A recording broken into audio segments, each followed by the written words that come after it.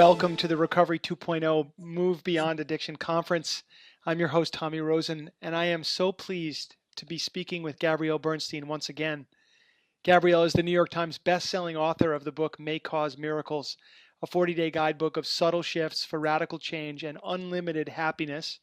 She also authored Add More Ing to Your Life, a hip guide to happiness, and Spirit Junkie, a radical road to self-love and miracles. For the past decade, Gabrielle has been on an international speaking circuit and has presented at Google, TEDx Women, and the WIE Symposium, to name but a few. She was featured on Oprah's Super Soul Sunday as a next-generation thought leader. Gabrielle, what can I say? It's just such a pleasure to have you back with Recovery 2.0. Welcome. Love being here. I love being with you. I love being with you too, and it doesn't happen enough, and too much here in the virtual world. But we'll see if we can remedy that in the next year. Good idea, Tommy. I like that idea. Yeah. So Gabby, can you share a little bit about what's been coming up in your work with clients? What are people sharing? What are you teaching these days? Well, in this past fall, I came up on 9 years of recovery. So almost a decade. Isn't that wild? Yeah. Congratulations. It's amazing. And for me, it's such being anytime around my anniversary, it's a very sentimental time for me. And it's a time when I can really take a moment and reflect on all that has occurred, all that has come, all that has transpired. And I feel very blessed to have this I love anniversaries. I love not necessarily other anniversaries. I'm not that sentimental a person, believe it or not, but I love my sober anniversary because it's such a big time of reflection. And so I think this year I was really reflecting on how wild it is that the promises in our life genuinely come true. The promises that we were gifted with in the 12 steps, they really have come true for me. And whenever I look back and whenever people say, what is it that it took to get you to where you are, to be a teacher, to write a book, or to do really anything, to get married, to get your body healthy, everything comes down to my sober recovery. And it's all rooted. My sober recovery is the roots to the tree that is growing. And so without the roots, the tree will stop growing. And so this time of year is a really neat time to just really honor the roots. And so that's been where I've been at. And I think as a result of that, I've been called to unconsciously, I think, really, I don't think I realized it until now, actually, Tommy, that I've been called in the past several months to really speak up and speak loud and proudly about the gifts that we receive being on a spiritual path, whether we're in 12-step recovery or we're on a spiritual path of a different kind, that there are great gifts that we receive. And I've been speaking up very loudly about owning our capacity and our receptivity and owning our capacity to receive those gifts. Thank you so much. And one reason I just want to express to the people who are watching that when Gabby is talking about her recovery being the roots of the tree that she's growing, which is her life and her expression, people showed up in her life and in my life as examples of what was possible. That somewhere along the line we had to see victories. We had to actually see what a victory looked like. Does that make sense? Yeah, and I think that now, as we step into our spiritual path, people that are watching this, someone like yourself, we have to take that seriously. That now that anyone that's watching this that has been on a spiritual path and experiencing grace in their life as a result of their sobriety or their recovery, whatever it may be, has a responsibility to be that power of example for the newcomer in their world. And so to your point, we had these really great powers of example in our life, and without them that we wouldn't be here. If everybody in recovery was walking around angry and pissed off and broke and sick and disgusting, we would have been like, well, why bother? Exactly. Now to that end, there are a lot of people that have misunderstandings and who also hear a lot of negative press around the 12 steps. So I think it would be really neat as examples of what's possible at least our own version of that, if we could actually look at what's possible here within 12-step recovery, what actually is being promised. Let's So we need to talk about the promises. Yes, let's talk. Yes. We've got the promises. So this is actually, I think, what really hooked me when I first came into AA was the promises. I was like, oh, that sounds good. Right. And you read the promises at every meeting, and it's this really not even a gentle reminder, it's a loud reminder of what is to come. And I love that they call it the promises. That's bold, right? Like, not like the good luck, this might happen if you do this kind of, but this is the promises. And I really, really, really love that. And so I want to read the promises to anyone who's not familiar with them, and really let's just take this in, because and this is the promises of Alcoholics Anonymous. But I think that we can genuinely say that these promises can come true for anyone on a spiritual path and committed to a life of recovery and spirituality. Now, I think that it's really the promises of Alcoholics Anonymous, because when you are in AA, you make a commitment to go through these 12 steps that are going to transform your life. But really, any steps that we take to transform our life will promise tremendous outcomes. Yep, absolutely. Okay. So there happen to also be 12 promises. So maybe we could deal with them one at a time. Great. Okay, so let's go. So number one, if we're painstaking about this phase of our development, we will be amazed before we are halfway through. That's for fucking sure. Number two, we're going to know a new freedom and a new happiness. That is for really fucking sure. We're going to know a new freedom and a new happiness. That, yes. I think freedom really is the experience that we probably begin to receive immediately. Yes. Even just with abstinence, you start to receive freedom. That's right. Freedom from the bondage, freedom from the hangover, freedom from the chaos, freedom from the lies, right? Mm-hmm. Yes. Now I just want to step back to number one. When you say if we are painstaking about this phase of our development, I think what they're referring to there is if we take this process of spiritual transformation seriously, if we really put our heart into it, we will be amazed before we're even halfway through that process. That's right. All right, cool. So just even, I think that the thing that's neat about that one as well, Tommy, is that like even just making the commitment, even just saying, I surrender to a power greater than me, whoever the hell that is, I surrender, that in itself will create amazement. Beautiful. Amazement, yeah. Okay, so number three, we will not regret the past nor wish to shut the door on it. Now this I really, really can emphasize, and I'd love to hear from you too. Actually, I already know your answer to this, but I look so fondly upon the years that I was using, because I know that they were perfectly divinely timed so that I could know the depths of that darkness. And in the awareness of the depths of that darkness, I have such a great appreciation for the light. And so being able to look back and say that I do not at all regret the past, nor do I wish to shut the door on it, is really major.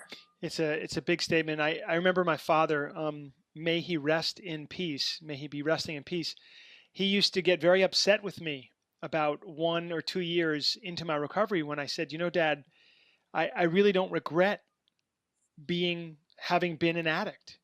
And he'd get very, very upset. And he's like, I just don't understand that. This is a strange concept. You hurt yourself so badly, you almost killed yourself. How do you not regret that? Mm-hmm. And I said, I love who I am today. I needed to go through those things to become this. And he kind of got it, but it can be a weird concept for some people. Yeah, it's hard to fully contemplate, particularly for a family member who saw you go through that pain, and maybe even someone who you put through pain. They may not fully get that, but it's for you to get. It's your promise. That's right. If you wouldn't mind, Gabby, I'd like to just get your thoughts on the word regret for a minute, and I'll tell you a quick little story. I have to be honest with you and tell you that while I can tell you I don't regret the using days, and I don't even regret my horrendous cocaine days because they brought me to my knees and got me here, there are 1 or 2 things in my life that I look back on, and I don't consider them to be debilitating. I don't often think about them or really feel them in my body any longer. But I have to be honest, if I could go back and get another crack at those things, I think I'd do it. Mm. And one of those was my mother was dying of cancer in 1991. It was January 11th, and on that night, I relapsed. And she saw me come home the next morning, just tore up, completely tore up from a night of really debaucherous partying. And just to see the look on her face as she said to me, she's like, "Oh my God, you've relapsed." And I said, I have, Mom. I have, and I can't talk about it right now. And she died 2 months later to the day. And if I could just take that back. Now, I believe that my mother is fully aware of my recovery at this Yeah, moment. of course. That's what I was gonna say. I was Yeah, like, she knows. I get it. I get that she knows now. Just that look on her face. I have to be honest with you. Wow. I would take that moment back if I could. So I don't know if you call that a regret or what that is. Well, And I, that's you know, first of all, that's a beautiful story. Thank you for sharing that. And I mm, just want to reiterate what you said, which is that she knows. She yes. knows. Mm, And you are so the point I want to make is that that's why I love the eighth and ninth step, which we have this opportunity to make a living amends, even when someone is in the spiritual form, particularly for folks like you and I who know that they are not gone mm, in spirit, that they yes. are just not physically here. Yes. And so the same way you are making a living amends to your siblings or maybe to your wife or to whoever, you're making a living amends to your mother. And so I think you are going back. You have already had the opportunity to rewrite that script Mm, by being who you are and the service that you bring. And your mom knows, so she's working with you. She's working mm. with you. Like I would my hope and prayer is that you can release that regret. Yes. Thank you. Well, there's been a healing in this moment. I want to tell you. So, I mean, literally a healing in this moment. And so for anyone who's watching, if you're carrying regret, the energy of regret or sadness over something that's happened, we have an opportunity through these steps and through the spiritual work that we do to live into forgiveness of ourself and even to, in a sense, rewrite the past in a way that's where it's totally cleaned up. So thank you, Gabby, so much for that. that's the whole point, right? Yes. It's through the living amends that we can bring by being who we are, by changing our ways, by the time that you've pulled together. What is it, 29 years or something? How long have you? 23 years, yeah. 23 fucking years. So I think that in the last 23 years, you have definitely made amends for that day. Thank you, Gabby. Honest to God, a real healing has taken place right here, and I still have to interview you, so I'm not going to start weeping right now, but I've got to move on, otherwise we're in trouble. Thank you, honey. Thank you. So number 4, we will comprehend the word serenity, and we will know peace. Mm-hmm. Yeah. Tommy, this is a big one for me. When I woke up every single day with pangs of anxiety. That was my daily experience. Woke up, pangs of anxiety. What did I do last night? What do I have to do today? What did I sleep through? What did I miss? But, am I sick again? All this. And I just remember like a few years into my recovery, maybe even 2 years into my recovery, I remember waking up one morning with no anxiety and thinking to myself, wow, that's fresh. Like that's something I've never known before. So we'll comprehend the word serenity and we will know a new peace. That knowing of peace is something that you can't necessarily time or plan. It will be bestowed upon you without a doubt. Oh yeah, it's coming. That's an amazing concept. And the Serenity Prayer, which is a beautiful prayer, which we often recite at the beginning and or at the end of 12-step meetings. I'll just recite it. I'll invoke it here. God, grant us the serenity to accept the things we cannot change, the courage to change the things, and the things we can, and the wisdom to know the difference. So this idea of being granted the serenity to actually know what you have control over and what you don't. and the peace that can come from that. It's everything. All right, well, go on. Number 5. Read number 5. No matter how far down the scale we have gone, we will see how our experience can benefit others. This is exactly what we spoke about at the top of the interview, which is that neither of us, with the dark bottoms that we both had, neither of us look back with regret. We look back and we say, we're thankful because we know through that experience we've been able to serve another addict. Yes. And so many other addicts. So, and even if it's one, it's a miracle. So the point that I love here is that it's reminding you that your experience, strength, and hope is exactly as it's meant to be. That your bottom is divine, and that all that you did has been perfectly planted so that you can bring the teachings to another addict. Yes. The for people who are listening to this interview who may in this moment be stuck in a behavior and or what you would refer to as an addiction, and maybe that's even been there for a lot of your life. If you're in that place and you feel stuck, you have to understand that this stuckness can be moved through, and that in moving through it, you are going to realize this particular promise, that one day you'll look back and you'll be sitting in front of somebody who's stuck in the same thing you were stuck in. And hopefully you remember this moment, that you can move through any block, and that once you do, your experience in moving through that block will become the possibility for another at some point in the future to do the same. So just a huge concept here. Major. It allows you to just have respect for where you've been. Exactly. Right. And it's not something that people who are caught in shame usually do. That's why I am so thankful that I could live to tell the story. And that's anyone that chooses recovery has an opportunity to live to tell the story. And really, being a spiritual teacher is just being a storyteller of recovery.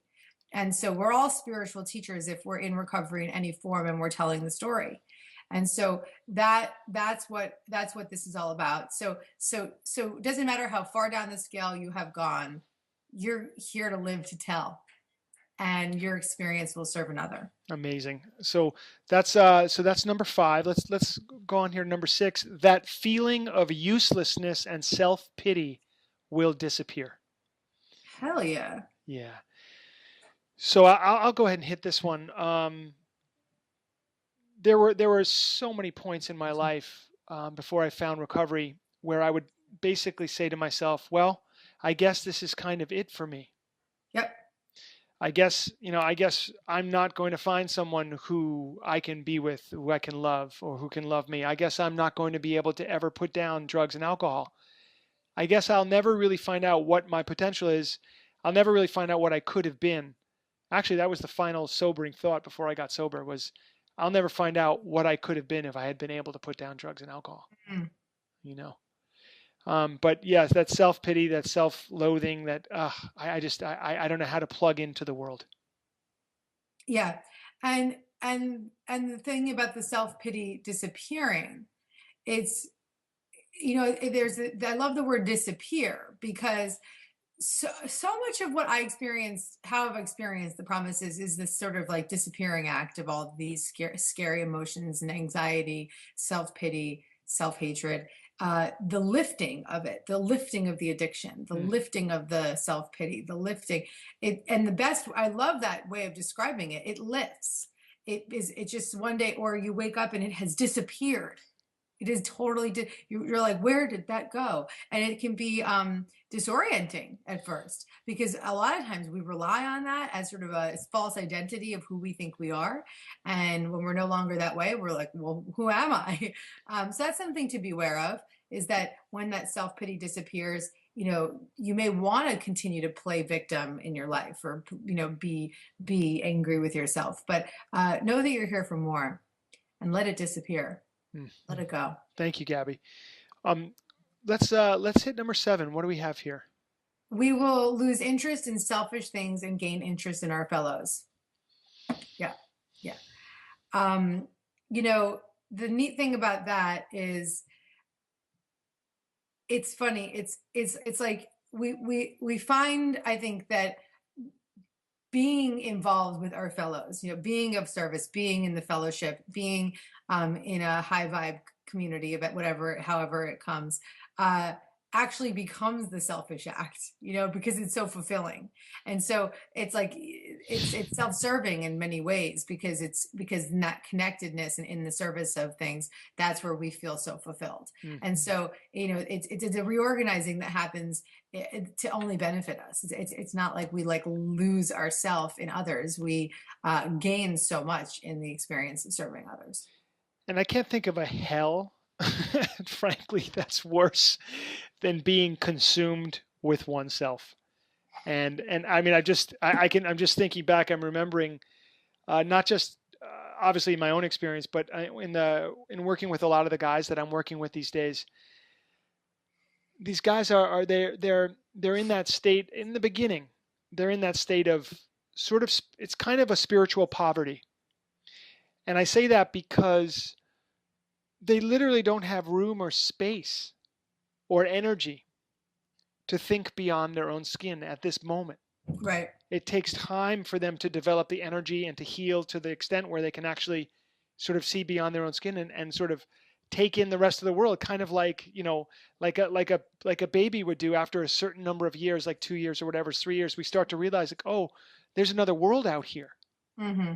And to have the awareness of that and being able to move beyond the extreme self-centeredness that goes along with alcoholism and drug addiction.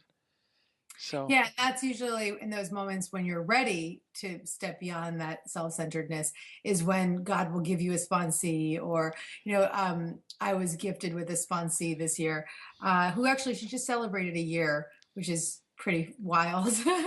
And so last September, I was in a Kundalini yoga class at Golden Bridge, New York, and there's a 12-step meeting upstairs. And at the time, I was potentially in a little bit of a self-centered place of, I can't sponsor anybody. I'm on the road. I'm writing books. I'm helping lots of people in other ways. A whole story of like, I can't be a sponsor. I wouldn't be a good sponsor, right? That was my story. And so pretty self-centered.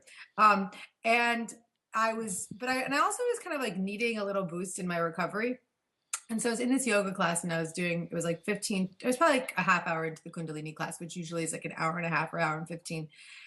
And I kept hearing, go upstairs, knowing that there was this AA meeting upstairs. Go upstairs, go upstairs, go upstairs. So I literally got up, walked out of the Kundalini class, wrapped up my mat, walked upstairs, sat down in this tiny little AA meeting, sitting on the floor with like 10 people, and just listened to the shares.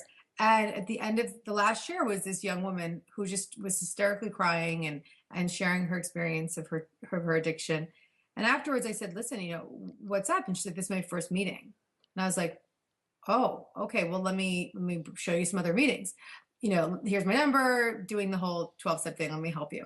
So I bring her to another meeting. And then there was a woman in my home group who kind of is like a hard ass on me in a really good way. She would always try to like push me, check up on me. We haven't been in meetings in a while. Where have you been? Blah, blah, blah. That kind of like hardcore friend. Sure. And so Carolyn, myself, and this young woman, we're all standing, the newly sober woman, we're all standing in a circle.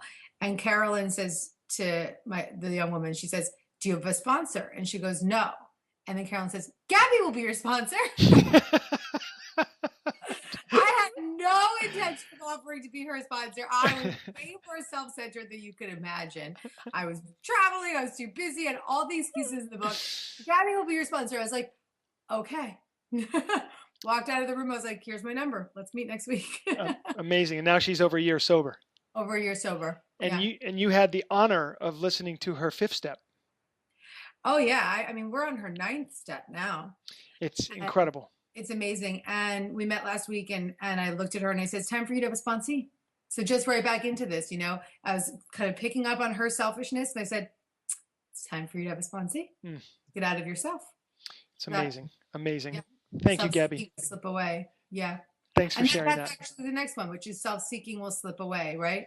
Where it really becomes much more about how can I serve, and there's less of a need. There's less of like you can't get high off of self-seeking anymore. It kind of goes away.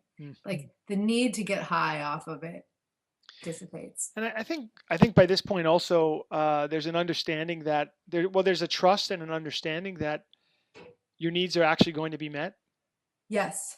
and it's not all because of your own efforts. Love that. And so that's a really sweet side effect of doing all this work, is that you've had a spiritual experience, and you're connected to power sources, right, that go beyond you. And being connected to these power sources, these higher powers, or whatever your word would be for that, uh, all of a sudden you start realizing, like, wow, my life is going well, and I don't seem to have to make everything happen on my own. Like, I do have to show up for my life, and I do have to take action, but that old feeling of sort of desperate, like, wow, I've got to do it, and I've got to make it happen, grind, like that by this point is sort of, hopefully, gone away. Totally. Hmm. I So love what you said. There's other light switches. And other you light start to know switches. that they're coming. Yeah. Yeah. So number 9, our whole attitude and outlook upon life will change. 100%. Yeah. So Absolutely. that's the spiritual awakening that I'm referred to, and I think obviously all the work that you've done, from Course in Miracles, Kundalini Yoga, 12 steps, it all leads to this place. Yeah. Yeah. Hmm. Here's a big one. This is a big one. Number 10, fear of people and of economic insecurity will leave us. That wasn't such a big one for me. I think that I had a clean relationship to money and people when I came in. But I've seen people in recovery completely transform their finances, completely transform their relationships. All of it gets healed. Hmm. I'm not like you in this respect. Yeah, no, not a lot of people were. I mean, I had other things I had plenty of other things I had to clean up when I came. Sure. The economic thing, the financial thing, for a long time in my recovery, I was, and I tell people this story, that I was $250,000 in debt. A kind of a debt that you wake up with each day and you're like, I'm wondering if I'm ever going to see my way out of this debt. And can you believe it, that for a number of years I've been absolutely debt free, literally debt free. And the yeah, no, it's this promise for me took a little while. Yeah, that's a big number to move through. I had to move through. There's a lot of damage and a lot of a lot of reckless behavior around money, and a misunderstanding of the energy of money. And so when you do that long enough, and as you I think I was a gambling addict, and that had something to do with this story. So yeah, but that should be, if nothing else, let that be inspiring to somebody who is out there struggling in debt. If I can get out of my $250,000 in debt, you can too. It's a great example of living to tell the story, right? It's like, that's a big story, Tommy. That's a big one. Yeah, great. That's not, 50K in debt. That's a lot of money. Yep. And that's and the weight that those numbers hold, right, in our mind and our daily experience. I mean, major. Yes. Major. Yes. That's amazing. And happy. And I'm also I'm hoping that you can be happy to live to tell that now. Oh my God, the gratitude that I have. I live. I live a life of abundance, and this life of abundance it's not really having to do with money. Yeah. Ironically, the feelings of economic insecurity, and the really difficult feeling of being in debt, that made life about money. And getting out of debt gave me the freedom to not have life be about money. It's kind of weird, but there's been a real clearing and a real freedom in that. And great. Yeah. Thanks, Gabby. So great. Yeah. Blessing, and I'm so grateful to live to tell that story, for sure. This is my favorite one, Tommy. Yes. Number 11. It's got a special word in there. That's my word. Yes. We will intuitively know how to handle situations which used to baffle us. This is so right on. It is so fierce. It's like I love just being able to hear the guidance rather than have to, like, I was the kind of person who would try to control every situation, control the outcome of everything, control the plans, control the timing, control. Today, I don't try to control anything really. I mean, I I like to be involved and heavily focused on the things that I'm passionate about, but there is so much freedom in not being in control of it and intuitively listening to what the next right action is. And that is fierce. Yes, that's awesome. That's awesome. The work that we do in Kundalini Yoga, we obviously talk a lot about the building of intuition. And while I truly believe there is a science around it, and I certainly as a teacher, I speak to it quite a bit, it's difficult to explain exactly how that muscle of intuition is built. It's hard to explain to people because we're so mentally focused, and intuition is really not happening at the level of thought. It's deeper than that. It's somewhere else in our energetic anatomy, I would say. Well, I like to explain it like this. It's who we are. It's our birthright. Our intuitive capabilities are natural, and they're what we were born with, and they are who we are, and we have a sense of knowing that is inherent. We just throughout our life built up a wall against it, and we don't actually have to fine tune it. We just have to release the blocks to the presence of it. And so watching this video, reading your book, going to a yoga class, spending time in meditation are all simple right actions that will release the blocks to the presence of the intuition that is inherently ours. And we don't have to go anywhere to try to find it. We don't have to do anything to sharpen it. We just have to release the blocks to the presence of it. And the more that we live a spiritual life and the more we tune up daily through these practices and these types of conversations and this type of awareness, the more we restore our intuitive ability. Yeah. I love that. Thank you. I was listening to an amazing astrologer actually named David Pond, and David said, he started his talk out by saying, the inputs in the world today are just simply too much for our mind to handle. There's just simply too much. If you really try to get your mind around everything that's happening on this planet, it's completely overwhelming and paralyzing. He said, but at the level of intuition, we can actually grasp it all. Yeah, I completely agree with that. I think that that it's like what Yogi Bhajan said: vibrate with the cosmos, and the cosmos will clear the path. And so when we tune into that intuitive space within us, we'll be, as Yogi Bhajan would have said, vibrating with the cosmos. And that's when we can really grasp the realm of what's happening in the world. Yes. Thank you. Well, this brings us to our 12th promise. We will suddenly realize that God is doing for us what we could not do for ourselves. So good. Just so good. So a note for the people who are watching that may come to this viewing with religious prejudice or spiritual misunderstanding or confusion or fear around this word God. The way I'm looking at it and the way I encourage people to look at it is there are things in the universe that we all know of and come into regular contact with, which are actually beyond our five senses. There are things that we cannot explain and cannot know, and we encounter these things all the time. And I just put all that thing, I put it all together under this heading of God, this thing that generates everything, that organizes things and delivers things.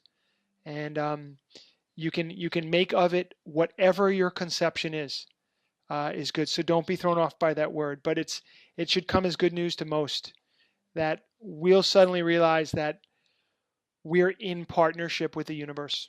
Yeah. And we have a lot more power and a lot more capability in that partnership than if we live under the illusion that we're separate. Yeah. Yeah.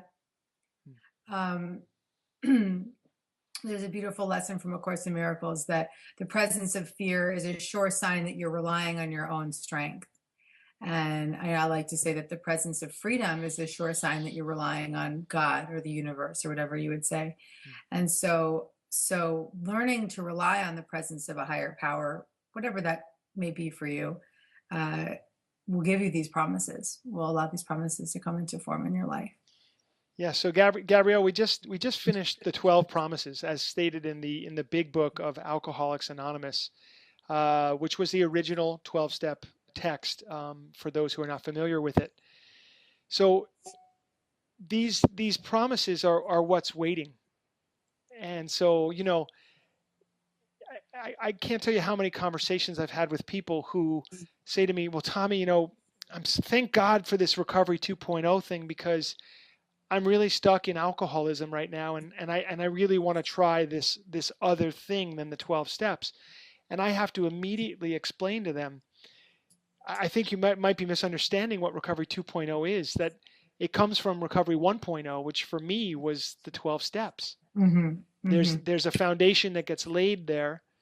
You get this freedom, you get this energy, you get these promises, and then from there you get to make all kinds of decisions in your life to bring you, you can springboard into the path of yoga, the path of meditation, the path of whatever path your heart is calling you to follow. You can springboard from this foundation. But if you're stuck in addiction, you're stuck in alcoholism, you're stuck in, oh God, food addiction, internet pornography, sex addiction, codependency, money addictions. If you're stuck acutely in those addictions, we just encourage you to just give these steps a try. It's just profound. Yeah. And, I think that to that point, I always say that I would wish the 12 steps upon any human being, not just an addict.